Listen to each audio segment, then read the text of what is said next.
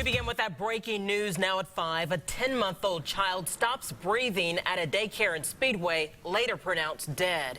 And tonight, an investigation is underway into this tragic death and that daycare. We have full team coverage of the ongoing investigation tonight, and we begin now with RTV6's Melissa Mahadeo. Melissa?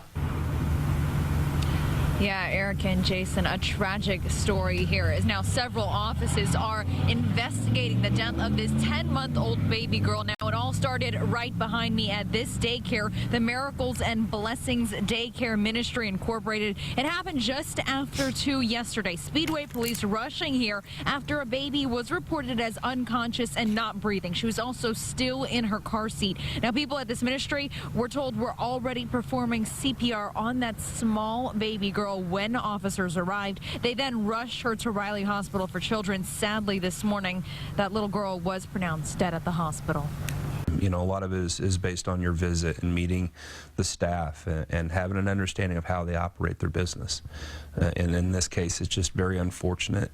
And, you know, I just caution parents. I mean, it's your children, and you have to be really careful about where you leave your children.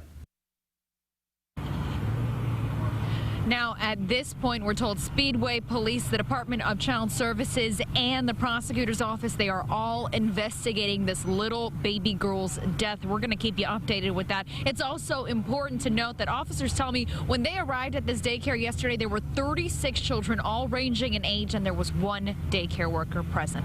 For right now, Melissa Mahadeo, RTV6 News. As you just heard, police say one daycare worker was watching 36 children ranging in age from infant all the way up to 10 years old. Our Call 6 Investigates team has been digging into whether the daycare could face sanctions as a result. Our Kara Kinney has covered child care for years and joins us now with what she's learned. Kara? That's right, Erica. We've confirmed the Family and Social Services Administration is investigating whether Miracles and Blessing was following the law regarding child staff ratios. Now, records show the daycare is not licensed. They're a registered ministry. Thanks to a law that went into effect in July of 2015, daycares that accept federal vouchers have to follow the same staffing ratios that a licensed center has to follow. Now, take a look at those ratios. By law, you're supposed to have one daycare worker for every 4 babies, one for every 5 toddlers, and so on. You can see the maximum number of kids you're allowed to have with just one worker is 20 children, and that's if they're all first graders.